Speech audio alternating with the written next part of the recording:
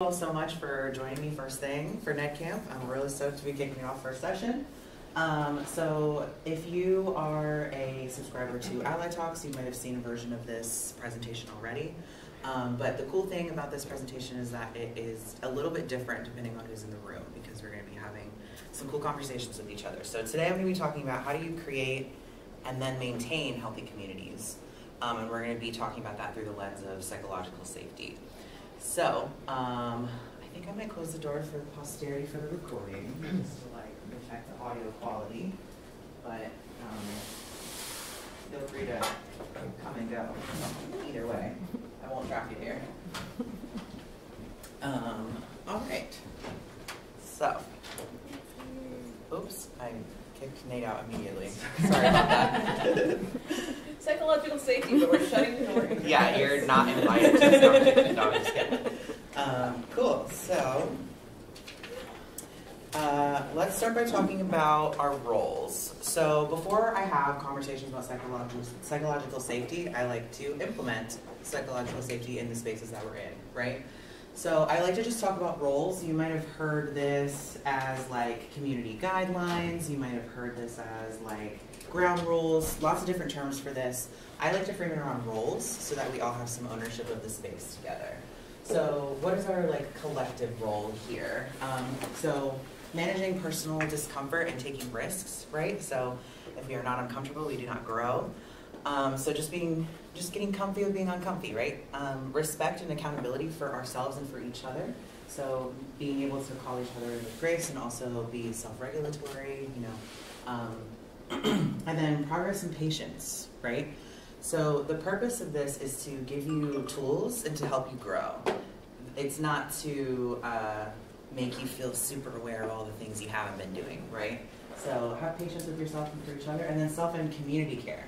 So we talk a lot about self-care, especially in the mental health world, and the changing landscape of our workplace, but this presentation is really about community care. So caring for ourselves, but also caring for one another, right? So what's my role as a facilitator? So I'm going to share resources and foundational knowledge.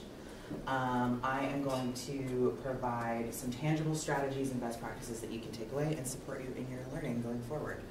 And I want to apologize that Mentimeter's enabled captions, for whatever reason, is not working for me this morning, but the recording will have captions on the YouTube. So if you need to watch it back, that will be available, but I'm sorry that Mentimeter is failing me this morning. Cool, any questions about roles so far? Anything you would like to add as a participant to our roles? All right, cool.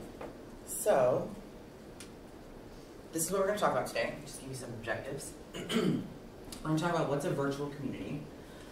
What are the key elements of psychological safety in communities? What are the barriers? And what are the strategies we can use to maintain health in our communities? So we're really going to be talking about virtual spaces today, because that is where I think a lot of us live, right? In virtual online communities. Gosh, disrupting my safety. No, I'm just kidding.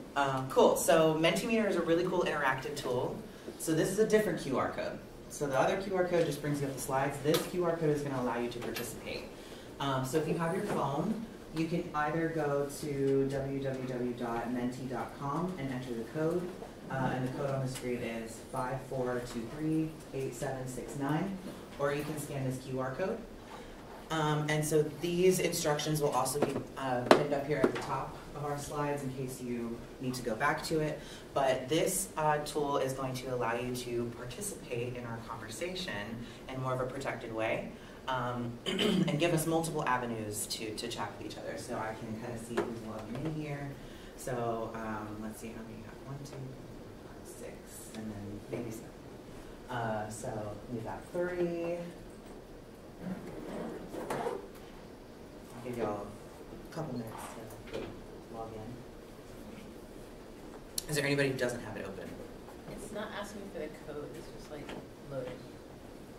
Loading. Just getting to that. Is there a heart there?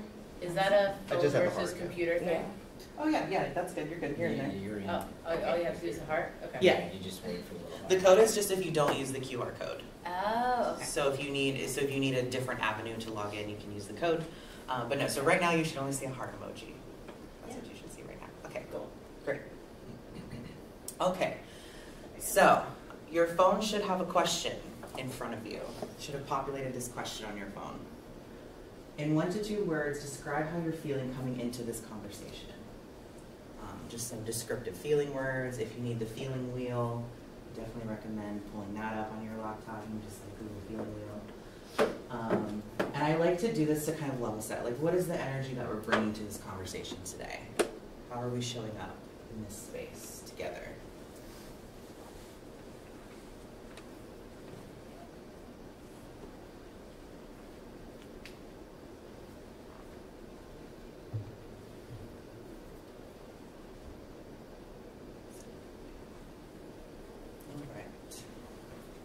All right, so the very cool thing about Mentimeter is that it automatically creates a word cloud by weighting the words that the most people said, which I think is very cool, so you can kind of see what our collective vibes are.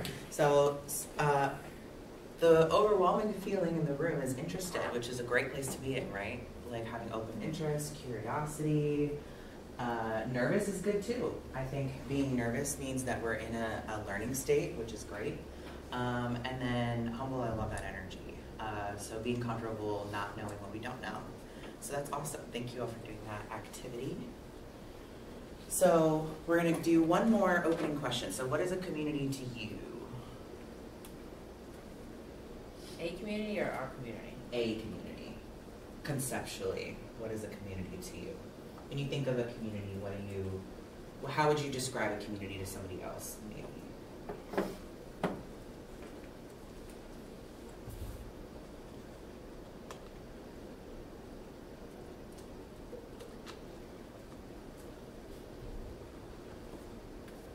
Okay, a project larger than myself. I like that, like collectivism. A group of people with a common interest, totally. People you can count on to support each other, yeah, so that mutual support, community care. I see a second answer for support, so where one feels safe. A group of people linked by a common element. I wonder if anybody here has a sociology background that said that one. And then a group of people with similar needs and goals, totally. These are great answers. I think we have one more person, so I'm going to give this time. There it is. A space where we can bring our gifts for the common good and uplift and hold another accountable. Yes, so community care is not just about good feelings, right? It's not about enabling each other. It's not about turning away from harmful behavior, right? It's about collective care, which sometimes includes accountability, right? Awesome, thank you all. So what is a community sociologically, academically, right? So the cool thing about community is that the definition really does depend on who's in that space, but I wanted to give some framing of what we're talking about academically when we're talking about a community. So in sociology, there's no singular definition of community because human beings are diverse, but there's lots of theories and working definitions. So depending on what it is you're talking about, the working definition of community might change. So here's the one that I use for the purpose of this conversation. So a group who follows a social structure within a society, a larger society, that's bound by a sense of belonging, sustained across time and space. So a community, for the purpose of this conversation, is not necessarily location bound, but it is a group of people that has an established culture that they follow that exists within a larger context of our society, right? So nothing that we do exists in a vacuum. So we're going to be looking at virtual communities specifically, but these principles can extend into your local communities as well, right? So we're going to talk about this in a little bit, but our virtual persona should reflect our in-person persona, right? We should be showing up similarly in all spaces that we're in, if we have safety, right?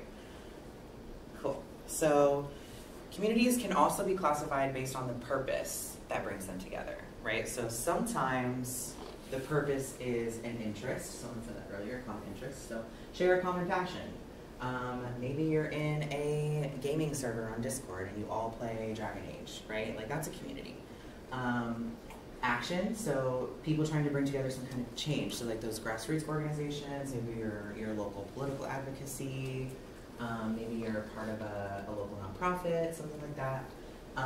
So place, and this is the most common but we don't always necessarily think about it as a community. So communities of people that are brought together by the mere coincidence of geographical location, right? So that's kind of what we're all doing here today. We're all at NetCamp because we're all in New England today. This is the New England NetCamp, so it's kind of geographically bound, even though it is through around a common interest. But you might think about this like your neighborhood, you know, the town that you live in. So practice. Communities who have the same profession or undertake the same activities. So maybe everybody, you know, all of your workplaces are a community, right? And then maybe you play pickleball on the weekends, that's a community, right? And then circumstance. So sometimes we just end up in communities, right? Sometimes life is lifing and you're brought together by unpredictable circumstances. So that is like an overarching definition of community. So what is a virtual community? So a virtual community can be any of these things except for place, right? Because place is like location bound. You might have a local Facebook group or something, but that community was generated in the locality that was then moved virtual, right? So communities that operate totally virtually can come from any of these other four areas, right? And I think that there's a ton of overlap, particularly in Drupal. I think that depending on how you interact with Drupal, it could be one or all of these four things that you're in a community with someone, right? So, what are the key elements of psychological safety?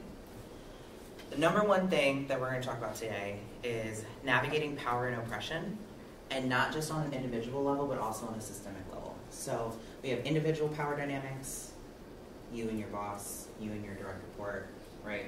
But we also have systemic power dynamics, so the way that our identities inform the way that we interact with the world. Trust and vulnerability is a key element. You can't really build safety without trust. And you can't create resources for people if there's no vulnerability, right? So agency, so meaning everyone in a community has agency to participate. Support and nurturance as a framework instead of carcerality, which we'll get into what I mean by carcerality in a minute. Transparency, and then accountability, right? So those are the key elements that we're going to be working toward today and chatting about. And what are the tools that we need to bring all of these key elements into our communities. I was looking for a verb there. All right, so a little knowledge check question. And again, we're showing up in a brave space, so do not be afraid to get it wrong. It's just to kind of assess what we already know. So true or false? Individual and systemic power dynamics function independently from each other. What do we think? And don't look at this answer with your heart in your mind, what you really think.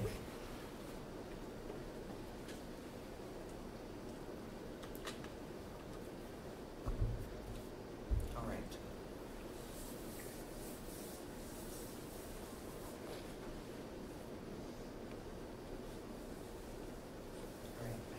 We're only at 6, so but I'm going to assume that the 7th person didn't want to answer, and that is totally fine. So for those who said false, does anyone want to share, would feel comfortable sharing why they said false? Yeah. Essentially, there's too much intersectionality going on, and the weight of the barriers can compound. So therefore, the systematic power dynamics are playing off and reinforcing each other in a negative way, or a positive way in some cases, but that's not usually what we talk about. Right. Totally exists, but not often what we're addressing. Correct. Yeah, absolutely. Intersectionality is a big one. Does someone want to define intersectionality?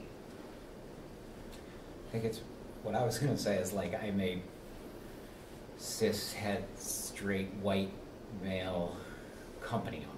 Like, I'm all of those things, and they're not, like, pulling away from each other. So when I act, I can't try and act just like the boss without being all of those other things. Totally. That's a perfect example, and thank you for sharing your own personal framework of a framework reference. Yeah, that's a great example. So you can be the best boss in the whole entire world, best company owner in the whole entire world, and a marginalized person might still show up in your space and not feel safe no matter what you did, right? Because those systemic power dynamics exist in all of our interpersonal relationships, which is why we have to cultivate trust. So yes, this is false, but it's tricky on purpose because we are not always thinking about systemic power dynamics in our individual relationships, right? We might think, I'm a super safe person, I show up for folks, I have a good relationship with this person, so, you know, there would be no reason for them to be uncomfortable with me, right? Because you know that you're doing the work to create safety, but these larger power dynamics are always there. Yeah. But this is not a hopeless cause. There's ways to address this. So, what are the barriers? Systemic power dynamics. So those of marginalized identity are held to different standards than those of privileged identity. And I want to take time to define privilege because I think in recent years, like the cultural zeitgeist has kind of taken that word and made it, I was going to say a swear word, but we're recording, so, has corrupted the meaning of the word privilege, right? So privilege doesn't mean everything in your life is easy, you have it so good, you're footloose and fancy free. Privilege just means that the hardships that you do experience are not a result of identity-based oppression or colonialism or racism or anything like that, right? So we talk about this a lot in, I was sharing before our presentation started, I grew up in North Carolina, I studied sociology in North Carolina, a lot of my research was on poverty in the rural South. A lot of people in Appalachia that are living in poverty are white. They're not living in poverty because they're white, right? They're living in poverty because of a fundamental failure of our class system in North Carolina, right? And a lack of resources. But if you look at relative deprivation, which is a term in sociology that means the ways in which marginalized people and non-marginalized people experience the same hardship, people in poverty who are white in Appalachia still have more access to resources than people who are not white in Appalachia, right? So they're more likely to be approved for government assistance. They're more likely to have somewhat stable housing. So if you're living in poverty, your housing is not stable, but white folks living in poverty in Appalachia are less likely to be living in multifamily situations, right? They're less likely to be in halfway houses, right? And that is because of systemic power dynamics. So they're not experiencing poverty because of whiteness. So just wanted to explain privilege in this context so that everybody knows what we're talking about. And so especially in our communities, right? So what we see happen, and I have a list of resources at the end that I'll share with you all for some of the evidence-based resources for this so you can see it, but what we'll see happen is a person of privileged identity and community will commit harm. They'll do something that's messed up. And then a person of marginalized identity will commit harm and do something that's messed up. And we hold this person to a higher standard of behavior than this person, so we punish this person more, right? So that is something that we see come up in communities all the time. And that trickles all the way up to our justice system, right? So people of color, particularly black folks, particularly black men, are tried and sentenced much more severely than any other demographic in this country, right? And that trickles all the way down to the way that we interact with individual people. So we have to be aware of these things to address them. So the second layer to this virtual communities is there's a perceived lack of severity when harm is enacted in digital spaces, right? We think, oh, well, I'm online, not face-to-face. You know, I can say some stuff maybe I wouldn't say in person, right?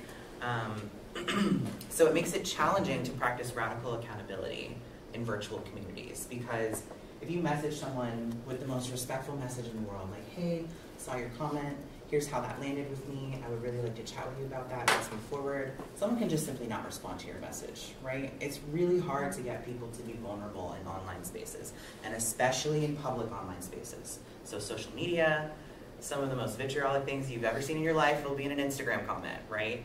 So people are more likely to engage in less collaborative ways in on the public stage if it's virtual, right?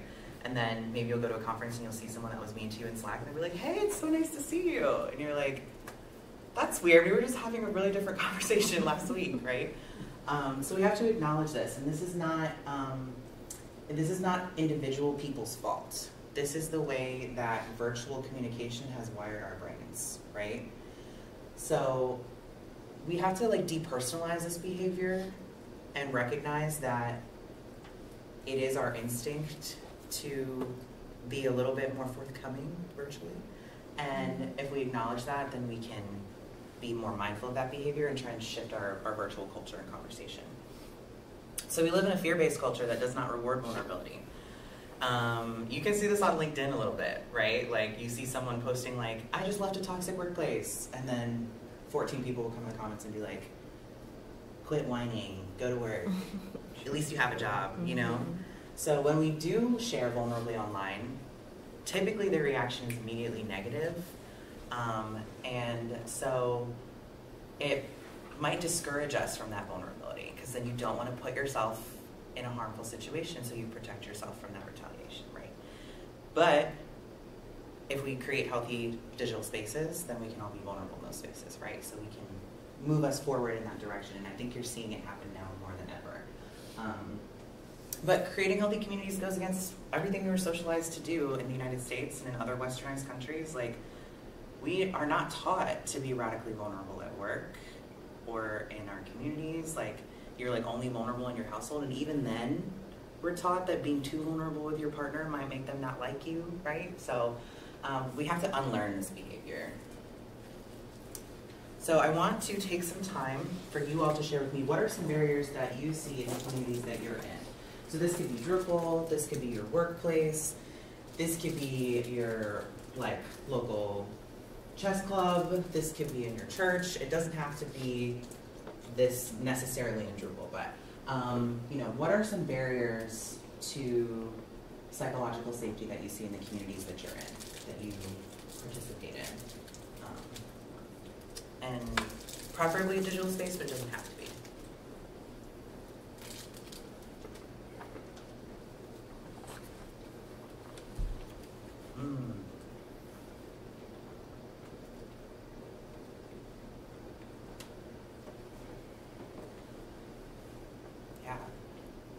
Yeah, so that fear of being vulnerable, absolutely.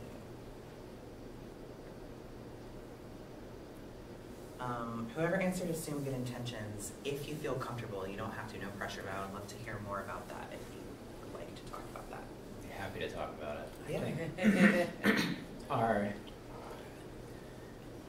I go to a UU church, and it's written into our like code of conduct to assume good intentions. And I'm weaseling my way onto the board because that's a great way. It sounds so good, but it's a really great way to be able to turn away someone who has been hurt and harmed. And you say, oh, first of all, you're not allowed to feel that way because you have to assume good intentions. Right. And that's like, it just feels totally backwards. Absolutely, absolutely. So assume good intentions is one of those things that's like theory versus practice. So how you practice assume good intentions really matters in whether or not it's effective. So I'm going to talk a little bit about good intentions here too, and Donna talked about this a little bit yesterday in our training, but intent should never be prioritized over impact. But this conversation's gotten a little bit black and white in the social justice space, where if we cultivate psychological safety in our communities, we can safely assume good intentions of each other, but you have to do that first step. You can't just invite a new person in and be like, oh, assume everyone has good intentions, we're all cool here, without doing the work to build safety and trust in that space. And your intentions matter for yourself, for your own like self-reflection, your own self-practice. Like, you have to be moving from a true intention of health and safety and community care in order for you to live it. So that's where I like to build an intention. We do need to move with intention, but we need, and if we do that, we'll be able to recognize the impact of our behaviors and do that like reciprocal healing process. But yeah, absolutely, like you can't just write assume good intentions in your code of conduct and then expect everyone to be like chill about it. You know what I mean? Like that's not how that works at all. Yeah, so the idea that acknowledging bad things makes someone negative. So we are a conflict avoidant species, right? Not all of us. Not all of us, but if we look at the aggregate data, and I think people that do these kinds of trainings are not conflict avoidant, right? So, but collectively speaking, we're a conflict avoidant society. We don't want to rock the boat. You even see like in like political activist spaces, like, why are you making such a big deal about this? Like, can't you just like chill and it'll be fine? You know, we hear that all the time. So, conflict is in many ways one of the most vulnerable and authentic displays of love and community care of anything in our society. So for me, like doing some social locations, like I hold a lot of intersectional marginalized identities. And if someone says something, you know, homophobic to me or anti-Asian to me, if I take the time to say to you that that's not cool, that means that I believe in your ability to change that behavior. And I believe that you can be better than that. And if I didn't, then I wouldn't share it with you, right? So I think that frame of reference is really helpful with conflict. Like if someone's telling you that you hurt them, that's like a gift, right? Mm-hmm. So judgment, retribution, and double standards, that's what we talked about earlier, like being held to different standards based on identity, but there's other power dynamics at play too, right? Like maybe someone from a big digital agency can get away with things more than like an individual contributor, right? Like those power dynamics are there too. Not knowing a lot of people with shared identities. Yeah, I have met, I think like 4 other Asian people the whole time I've been at Drupal, maybe. And that's hard, right? I have sought out people who've shared my identity, right? Like I've gone into like the Drupal Rainbow Slack and whatever, you know. But a lot of people don't have to go looking for those people that share their identities. They just simply are in spaces, you know. And then a lack of empathy, yeah, that's a big one. Going back to those virtual communities doesn't beget empathy very easily. And yeah, cross-cultural boundary differences. This is a huge one because we're in an international community, right? Not everyone speaks the same language. Not everyone interprets socialization the same way. And if we're not open to learning about each other, it's really hard to bridge that gap. So thank you for sharing those with me. So now let's talk about strategies, right? Because I don't want to talk about barriers the whole time. I think it's important that we know what they are, right? Like we have to be aware of these systemic barriers to creating safety in our communities, because if we're not aware, we can't address them. But the purpose of this conversation is not to discourage you. It's to say, here's what we can do differently. So be demonstrative. So this is what I was talking about earlier about intentions. If your intentions are rooted in creating community care and psychological safety, then you will live it, right? I hear a lot of times when I do more identity-based social justice workshops or like anti-oppression workshops, like, well, I'm just afraid of like getting it wrong or you know, or saying the wrong thing, or if I am doing the right thing but someone takes it the wrong way, you know, like I just don't even want to like go there because I don't want to like mess it up or piss somebody off. Excuse me, sorry, recording. But if you're living it, then those situations will not discourage you from continuing to practice, because we are, just like the last slide said, cross-cultural. We're all having different experiences. So something that's homophobic to me might not be homophobic to somebody else, right? We're not all going to react to systemic oppression the same way. And the purpose of this is not to predict other people's reactions, but to be rooted in a sense of care. So that when that person says to you, like, that, like, ouch, that hurt, you can be like, oh, I'm so sorry, like, I'll do better next time.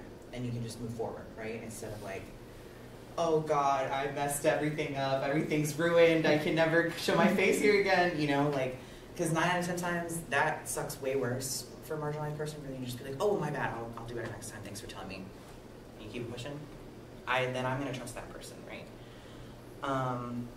And so, yeah, being able to demonstrate that behavior. And so explain why you're choosing to navigate a situation the way that you are. So for me, like, why do I choose to like be on the board of Philadelphia Asian Queer, right? Why do I do that? I do that because I want to empower people who share my identity, and that's important to me. So like sharing your worldview and the way that you navigate the world and the way that you experience the world cultivates vulnerability. It demonstrates to others that you're willing to share your experience. It signals to people who share your identity that they can do the same thing. And it also maybe generates some thought for people who don't share your identity, right? Like, oh, maybe I never thought about that before. And then be really specific about how you want to be interacted with, otherwise known as boundaries, right? Boundaries are super hard to set, just like as a species, once again.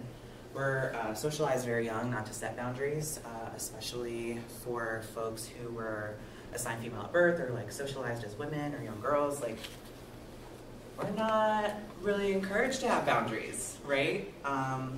And similarly, patriarchy has socialized folks who are assigned male at birth or socialized as young boys not to respect boundaries, right? Like, that's something that is baked into our culture. So practicing that every single day and learning to give a boundary, hold a boundary, and receive a boundary, that's like the #1 thing that you can do to build safety in a community, right? So while you're being demonstrative, so that's kind of like taking the leadership role, right? You also have to be teachable and accountable. So the last time I did this presentation, I think someone in the chat said we should make t-shirts that say teachable and accountable. And I love that idea personally. I might add that to my Redbubble. So no one is the keeper of all knowledge. I'm not, you're not, nobody is, right? And we all must be forever learners. So it's kind of a sidebar, but when I do these kinds of presentations and I pass you on to other resources to continue your learning, I always say to be wary of people who self-identify as DEI experts, right? Because none of us are experts in DEI. You can be an expert in PHP, right? You can be an expert in nonprofit programmatic strategy. I would consider myself an expert in nonprofit programmatic strategy. But for DEI, I would look for people who use the language practitioner, right? Because DEI, justice, accessibility, anti-oppression is a practice, right? So we have to be practicing it, and you, for your whole life, are going to hear something you've never heard before and consider something you never considered before. So being open to being teachable, right? And not just from people who you perceive to be experts, but from anyone. And then this is like my second big nugget. So boundaries is the first nugget, this is the second nugget. We are all capable of harm, and we will all harm somebody in our lifetime.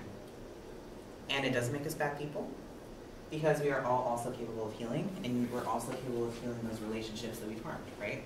So you are not exempt from harmful behavior, but you're also not exempt of healing behavior, right? We're all capable of that. And being able to claim that openly makes a huge difference, right? So centering restoration, understanding, and accountability, and not carcerality. So does anybody here know what the word carcerality means? Or wants to give it a try? What carcerality means? I think it's probably the same root as incarceration, so therefore it's going to be some sort of punishment-related piece. Mm-hmm. That's what I was thinking. Yeah, absolutely. Yes, 100%. So carcerality is the modality with which we hold people accountable. It is the modality that we are all socialized within in the United States in particular. We have a very carceral society. This person did that, so therefore they deserve this, right? And carcerality doesn't build safety, and it also doesn't change behavior, right? Like, we were talking about East Carolina University before this started. East Carolina University's parking personnel are relentless, and I got probably 14 parking tickets in the 4 years I was there. Did that stop me from parking in the parking lot near the football stadium that I didn't have a parking pass for? No, it did not, right? So that's just like a micro example. Carcerality does not change behavior. And if you look at re-entry programs for our justice system, there is a lot of reoffenders. Because putting someone in a box for 10 years doesn't teach them or empower them to change their behavior, right? And those are the same principles in community. So if you slap someone on the wrist, you write them up, you ban them from med camp for a year, that's not going to make them not be a jerk, right? So centering restoration, understanding, and accountability. So in order to center restoration, you have to center the harmed party. That's like a foundational principle of restorative justice. So if you are a code of conduct person, or if you're a manager, a people ops person, going to the person who experienced harm and saying, I know this thing happened, tell me what you need to heal this situation and move forward, and tell me how I can facilitate that, right? Now, if you're not in that position, maybe you're like a front-end developer or something, this is a little bit harder to do because, again, power dynamics, right? Like, you can't control your HR situation. But if you're a witness to something, or you're involved, like there's like a triangulation happening, you as a peer can try to facilitate this restoration. Like, hey, like we're all on the same team. Why don't we all try to find some ways to heal this and move forward, like kind of in the moment, right? Which again, in virtual communities is hard. Maybe people are having private DMs, Slack conversations, you know? But it's more of a value set. So not holding carcerality in your values will really change the way that you interact with other people. So, and this goes back to what we were talking about with assuming good intentions, right? We do want to assume good intentions, but we have to do the groundwork first. And so, if you move from a place of restoration and kind of remove carcerality from your value set, you can ask some more investigative questions that hold people accountable, right? Like, that thing that you said, what did you mean by that? I didn't really understand why you said that. Have you considered how it might impact this, right? That's still accountability, because you're asking that person to reckon with what they're talking about. And you can start a conversation from there, right? Now, the one thing I want to say, though, is that these strategies do not apply to like overt, abusive, harassing situations, right? These are in our everyday interactions with each other where we're gonna ouch each other sometimes. That's totally normal. But like overt, abusive, harassment, discrimination, you still need to take a restorative approach, but it doesn't necessarily have to be you, right? Because again, carcerality doesn't change behavior. All right. So, prevent and address artificial harmony. This is a really, really hard one, especially at work. So healthy communities don't agree all the time. Like I said earlier, conflict is a gift. And healthy communities don't strive for perfection. You know, we're striving for connection. So look out for signs of artificial harmony. So if you have non-participation from marginalized community members, either they're not in your space or they are in your space and they don't share their opinion, that's a telltale sign of artificial harmony. They don't trust you to tell you what they think. One or two leaders dominating conversations, and these leaders aren't necessarily your managers. It could be like a high-performing individual contributor who always dominates a meeting. It could be a manager or an executive leader that, you know, blasts in, tells everyone what they're going to do, and then leaves, right? And then there's no room for people to share their perspective. Then lack of good faith dissent in collaboration. So what I mean by that is that if you're having a conversation about a project, and then the project lead lays out the project timeline, says, you guys have any thoughts about this? Or do you all have any thoughts about this? And nobody says anything. Nobody says anything, not just marginalized communities, but nobody. You have some artificial harmony going on. Mm-hmm. And it's hard to recognize because it doesn't feel bad, right? There's no conflict happening. So everyone's like, yeah, it's all good. But we can't innovate and be creative and build safety if not everyone is sharing their thoughts. So then the last one that I want to leave you with is create brave, not safe spaces. No spaces are guaranteed safe spaces. It simply doesn't exist, and not in the like oppressive way of like no safe spaces, snowflakes. We're not talking about that. But we're saying that nobody can guarantee safety in any space. We are humans. We are all capable of harm. We will all harm each other. So it's better to create brave spaces, right? Brave spaces where people can say, that hurt me. I would like to talk about this. and know that that's going to be received. So like creating brave spaces is a more healthy and achievable goal. And so we can do that through our restorative codes of conduct. I'm really excited for the new Drupal code of conduct to come out. It's beautiful. I'm stoked. Checks and balances, creating community accountability processes, right? Like not having one person own conflict management, right? Like that's just not, because then that creates a power dynamic with that person, right? And then continuously building on foundations of trust so that we can assume good intentions of each other. We're not going to be able to assume good intentions of each other if we don't build those foundations of trust. So, what strategies do you personally use in your online communities? Maybe it's ones I already shared, but maybe it's not, because again, we're all learners. This is a practice. Maybe there's something that you do that I didn't include here that maybe we want to share with our folks. So, would love to hear from you all some strategies that you use in your online communities to build safety.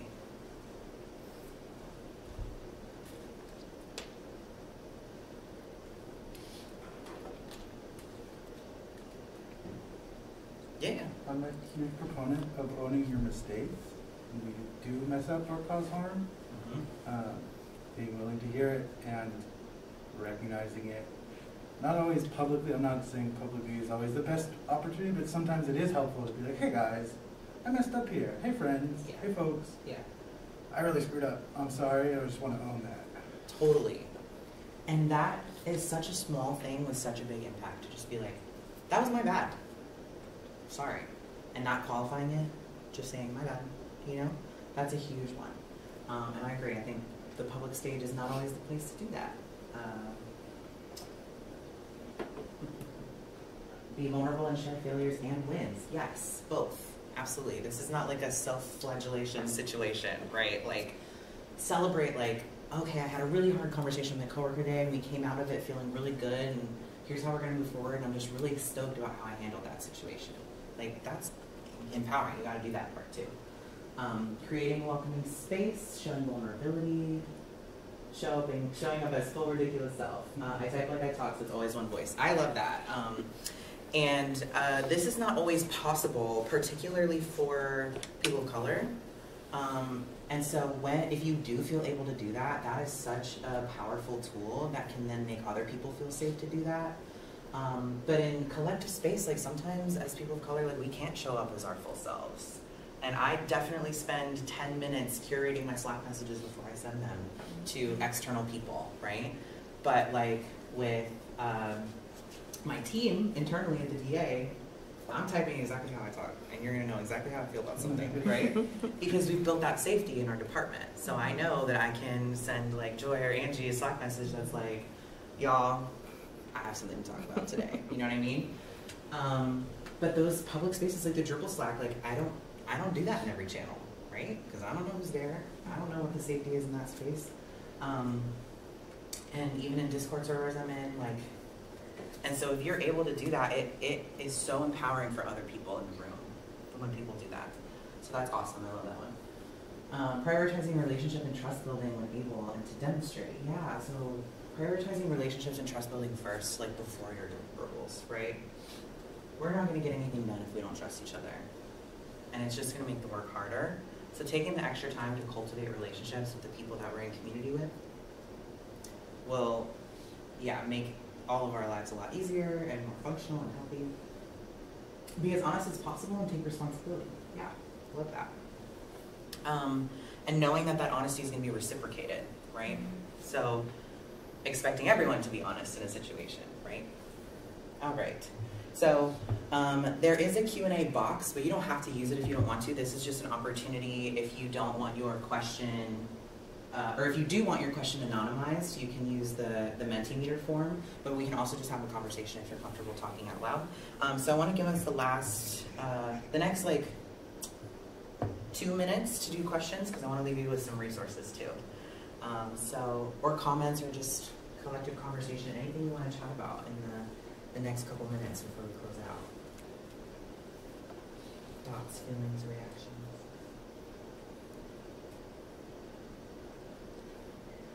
And it's okay. I was gonna say, I love this is great. Can't wait to share this with my team. Oh, yeah. Good, I'm glad. How do you combat apathy? Combat apathy? Yes, that's a great question. So apathy typically comes from repeated attempts of vulnerability or restorative accountability and then being not fulfilled by the unreciprocated party, right? So sometimes this is like, doesn't feel good to do, but if you're having apathy, creating a couple of different avenues to figure out why that are protected, right? So there's already an erosion of trust in that community if there's apathy happening. So creating anonymized places of feedback, like maybe you do a staff climate survey, or if it's like a local community, like doing just like a idea generation or like a temp check of some kind. Typically open hall spaces don't work because everyone's gonna show up and then no one's gonna say anything. You're gonna have artificial harmony in that space, like, we're fine, what do you mean? So if you can send out like an anonymized survey of some kind and encourage people to really be honest and make sure that it's really anonymous, so you're not collecting emails, you're not collecting IPs, you know. And then you can try to uncover the roots of those things. And then on top of that, if you have trusted relationships with even like one person in that community or environment, having one-on-one conversations can kind of jostle some of that apathy, as long as you are being mindful of power dynamics, right? So if you're someone's boss's boss and being like, hey, let's chat about it, like that person is not going to be honest with you, right?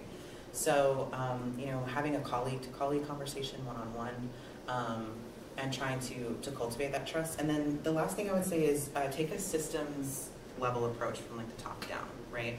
So start building out systems that communicate safety, right? Like, hey y'all, here's the agenda for the staff meeting on Monday. I would love for everyone to share their thoughts. Or here's our new work from home policy. Please don't log on Fridays. We don't want you to work on Fridays. We want you to take that flex time to yourself for wellness. Like being really overt in communicating those policies, documenting your non-retaliation clause. You know, who's your safe person. So trying to rebuild that trust, but then also knowing that if you have apathy already, there's going to be people who leave. That's just inevitable in any community, and that we have to respect that boundary, right? That's what that person needs. You know what I mean? But that's a great question. All right. So we have, I think, 1 minute left. So I want to do a quick checkout, if you don't mind. And then if you want to continue chatting about this, I am in Drupal Slack, so you can send me a message. We can keep talking. We can talk at lunch, whatever. Because again, this is an introductory conversation that I want you to take out into your life. So don't stop here. We can definitely keep talking about it. Processing about that. Processing is intention, which is good. Introspective, yes. Self-reflection. It starts with us, absolutely. Gratitude, so if you've ever received an email from me, you'll see that my email signature says with gratitude at the bottom. Because I am genuinely grateful every time someone chooses to engage with me, and I want people to know that, so I love that that's grateful. Moving forward, ready, yes, love that. Thankful. All right. Informed. I love moving forward, that's a great one. All right, so I gave you the slide deck at the beginning, but if you didn't get it, just send me a message on Slack or send me an email or something and I'll send it to you. In that slide deck, these are all clickable links for some evidence-based articles about what we talked about today, so that if you are taking it back to your workplace, you can be like, I went to this presentation and here's all of the research that supports this, right? I always take an evidence-based approach because I am one person and I am not enough to convince an organization, right? So having the articles is really helpful. And then this is my contact information at the bottom. You can send me an email. You can find me on Drupal.org. You can find me on LinkedIn. And then also outside of the DA, so I do this kind of consulting work on an individual basis all the time. And so if you need a objective third party to come into your workplace and be like, this doesn't work, you can call me. And I mostly work with nonprofits, higher ed, but I also work with some private enterprise. And sometimes you just need an outside person to come in and say, y'all, let's work together, you know? So I'm happy to do that. You can find my website there, and that is my consulting email. But other than that, thank you all so much for participating today, for showing up. I appreciate it. I think